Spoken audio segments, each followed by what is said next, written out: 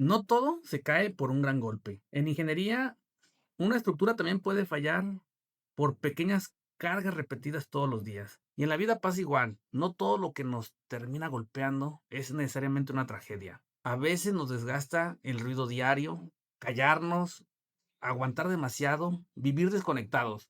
Porque lo que más desgasta muchas veces es lo más pequeño.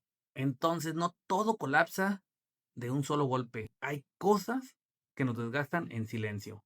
A ver, ¿qué te está desgastando a ti últimamente? Muévete, siente, respira y confía.